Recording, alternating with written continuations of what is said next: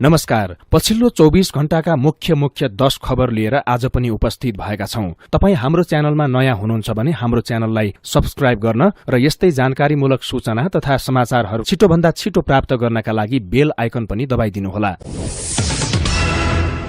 चितुवन क्षेत्र नम्बर 2 को उपनिर्वाचनमा राष्ट्रिय स्वतन्त्र पार्टीका सभापति रवि लामिछाने भारी मतान्तरका साथ विजयी हुनुभएको छ। अन्तिम मत परिणाम अनुसार लामिछानेले ५४,१७६ मत पाएर विजयी हुनुभएको हो। उहाँका निकटतम प्रतिस्पर्धी गठबन्धनबाट कंग्रेस उम्मेद्वार जितनारायण श्रेष्ठले 11,214 मत पाउँदा एमालेका रामप्रसाद न्यौपानेले 10,936 मत पाउनुभयो। लामिछाने र श्रेष्ठको मतान्तर 42,962 रहेको छ। मंसिर 4 को चुनावमा लामिछानेले 49,300 मत पाउनु भएको थियो। नागरिकता सम्बन्धी विवादमा दोषी ठहर भएपछि सांसद पद गुमाउनु भएका लामिछानेले उपनिर्वाचन मार्फत फेरि संसद छिर्नु भएको हो। लामिछानेले निर्वाचन कार्यालय मार्फत विजयी भएको प्रमाण पनि बुझिसक्नु भएको छ। विजयी भएपछि आयोजित सभालाई सम्बोधन गर्दै लामिछानेले आफूहरूमाथि लगाएको आरोपको जवाफ चितवनवासीले दिएको बताउनु भएको छ। निर्वाचनको क्रममा आफूहरूमाथि गरेको अपमानको जवाफ जनताले दिएको उहाँको भनाइ थियो। निर्वाचनको क्रममा आफ्ना समर्थकबाट भएको गल्तीमा माफी माग्दै उहाँले अब चितवनको विकासमा लाग्ने प्रण गर्नु भएको छ। यस्तै लामिछानेले आगामी चुनावसम्म घण्टीको आवाज टोल-टोलमा पुग्ने दावी पनि गर्नुभयो। उता तनहुँ 1 मा पनि रासोपाको स्वर्णिम वागले विजयी भइसक्नु भएको छ। सार्वजनिक मत परिणाम अनुसार वागले 34,918 मत ल्याएर विजयी हुनुभएको हो। उहाँका निकटतम प्रतिस्पर्धी नेपाली कंग्रेसका गोविन्द भट्टराईले 20,122 मत पाउनुभयो। उहाँहरू बीचको मतान्तर 14,796 छ। त्यहाँ एमालेबाट उम्मेद्वार बन्नुभएका सर्वेन्द्र खनालले 8,488 मत पाउनु भएको छ। त्यसपछि निर्वाचित भएको प्रमाणपत्र ग्रहण गर्दै उहाँले तनहुँ र देशको विकास गरेर मतदाताको गुण तिर्ने बताउनुभयो। आफूले तनहुँको मात्र नभई देश विकासका मुद्दा उठाउने उहाँले बताउनुभयो। सांसद वाग्लेले आफूले तनहुँवासीले गर्व गर्न लायक काम गर्ने प्रतिबद्धता पनि व्यक्त गर्नुभएको छ। संघीय संसद प्रतिनिधि सभामा राष्ट्रिय सभामा उत्पत्ति भएका भ्रष्टाचार निवारण ऐन, अख्तियार दुरूपयोग अनुसन्धान आयोग ऐन संशोधन सम्बन्धी विधेयकमाथि छलफल भइरहेको छ।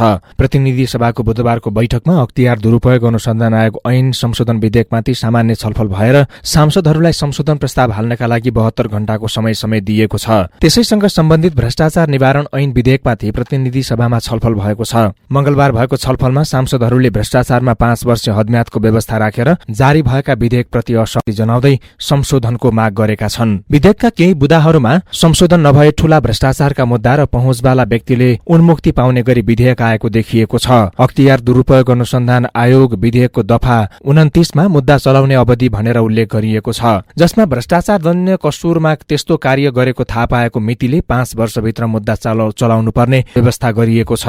भ्रष्टाचार निवारण सम्बन्धी विधेयकको दफा 16 मा पनि मुद्दा थाहा पाएको 5 वर्षभित्र मुद्दा चलाउनु पर्ने उल्लेख गरिएको छ। त्यसो भएमा नेपाल आयल निगमको जग्गा खरिदमा भएको भनिएको घोटाला प्रकरण लगायत व्हाइट बडी जहाज खरिद, यति र ओम्नी लगायत जस्ता काण्डका मुद्दाहरू प्रभावित बन्न सक्नेमा सांसदहरूले चिन्ता व्यक्त गरेका छन्। मंगलबारको प्रतिनिधि सभामा पनि सांसदहरूले 5 वर्षीय हदम्याद हटाउन र भ्रष्टाचार निवारणका लागि सरकार नै गम्भीर बन्नुपर्नेमा जोड़ दिएका छन्।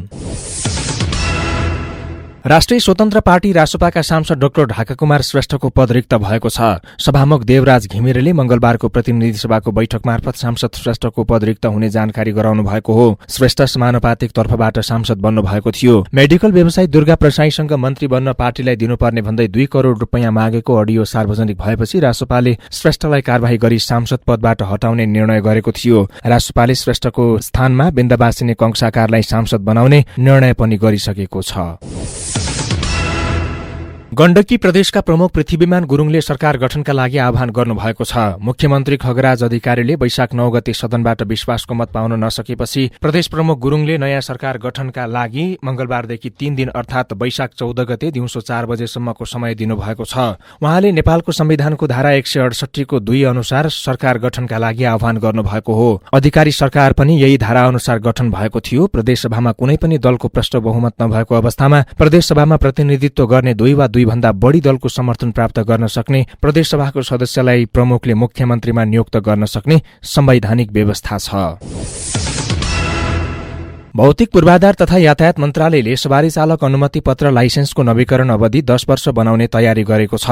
मंगलबार प्रतिनिधि सभाको बैठकमा भौतिक पूर्वाधार तथा यातायात मन्त्री प्रकाश ज्वालाले लाइसेन्स नवीकरणको अवधि बढाउन लागि बताउनु भएको हो। 5-5 वर्षमा लाइसेन्स नवीकरण गर्नुपर्दा सर्वसाधारण सेवाग्राहीहरूलाई झन्झट भएको भन्दै मन्त्रालयले 10 वर्षमा एकपटक नवीकरण गरे हुने गरी तयारी थालेको मन्त्री ज्वालाको भनाइ छ। हाल सवारी लाइसेन्स नवीकरणको अवधि 5 वर्ष रहेको छ। नवीकरणको समयावधि बढाएर राहदानी अर्थात पासपोर्टकै अवधि बराबर लाइसेन्सको नवीकरण अवधि पनि 10 वर्ष पुर्याउन लागि हो। यो सँगै सेवाग्राही सर्वसाधारणलाई थप सुविधा पुग्ने मन्त्री ज्वालाको भनाइ छ।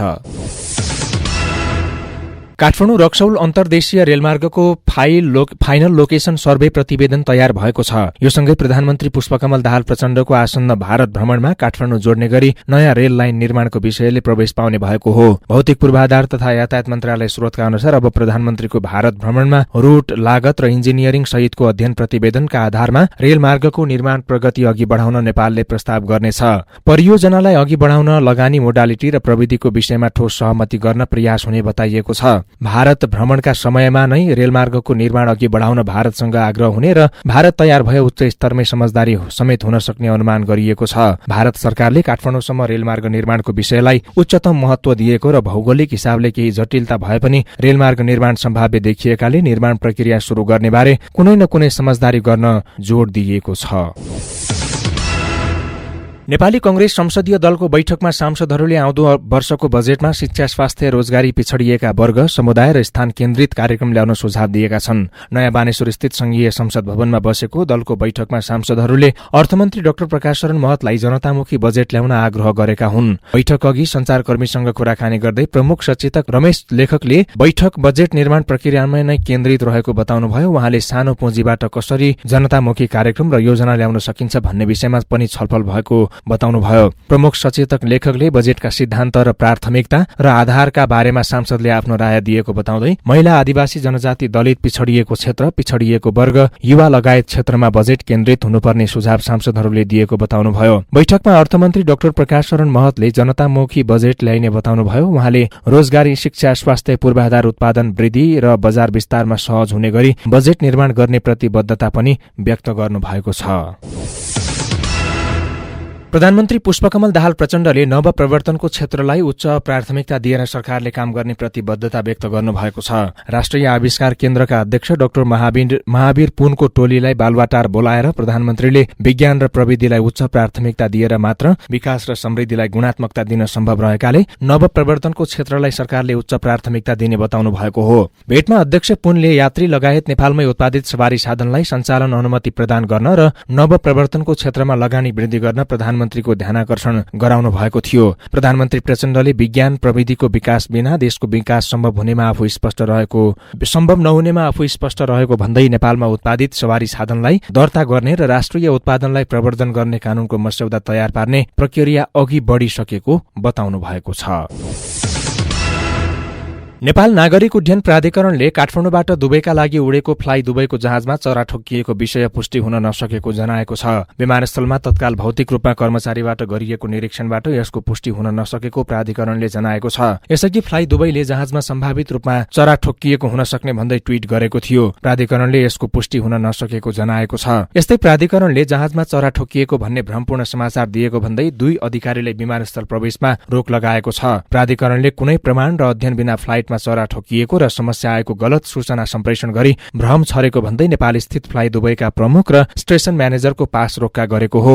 यद्यपि उनीहरूको पास कति समयसम्म रोक्का रहन्छ भन्ने बारे प्राधिकरणले बताएको छैन। सोमबार राति 9:20 169 यात्रु बोकेर दुबई उड्दै गरेको फ्लाइ दुबईको कलसाइन FZ576 विमानमा जहाज उडान लगत्तै भाविक आवाज निस्किएको थियो। त्यस लगत्तै केही बेर नेपाली आकाशवाणी जहाज होल्ड गरी स्थिति सामान्य भएपछि विमान दुबई नै प्रस्थान गरेको थियो। र काठमाडौँ महानगरपालिकाले यही शैक्षिक सत्रदेखि सामुदायिक विद्यालयको माध्यमिक तह कक्षा 9 देखि 12 सम्म सिपमूलक कार्यक्रम थालनी गर्ने भएको छ। पाठ्यपुस्तकबाट प्राप्त हुने सैद्धान्तिक ज्ञानसँगै जीवन उपयोगी सिपमूलक तथा व्यावहारिक शिक्षा प्रदान गर्ने उद्देश्य सहित मंगलबारबाट उक्त कामको थालनी भएको हो। विद्यालय तह पूरा गर्दा कम्तीमा एउटा प्राविधिक क्षेत्रमा स्वरोजगार हुन सक्ने जनशक्ति तयार गर्न कार्यक्रम थालनी गरिएको महानगरपालिकाका प्रमुख बालेन्द्र शाहले जानकारी दिनुभएको छ। कार्यक्रमका चालू आर्थिक वर्षका लागि 1 लाख विनियोजन विनियोजन गरिएको थियो भने आगामी आर्थिक वर्षका लागि प्रत्येक विद्यालय 2 लाखका दरले बजेट विनियोजन गरिएको उहाँको भनाइ छ। कार्यक्रम अन्तर्गत 90 घण्टे तालिमका लागि कृषि तथा शहरी खेती, सौन्दर्य कला र कपाल शैली, काष्ठकला, नङ कुदेर बेलबुट्टा भर्ने काम, पाक लगायतका 10 वटा क्षेत्र निर्धारण गरिएका छन्। हाल 11 वटा सामुदायिक विद्यालयमा कक्षा 9 देखि 12 सम्म प्राविधिक धारतर्फका विषय पठन पाठन भइरहेका छन्। विद्यालय तह पूरा गर्दा विद्यार्थीले शैक्षिक प्रमाणपत्रसँगै रुचि अनुसारको जीवनमा उपयोगी सिपको प्रमाणपत्र पनि प्राप्त गर्ने काठमाडौँ महानगरपालिकाकी उपप्रमुख सुनिता डंगोलले बताउनुभयो।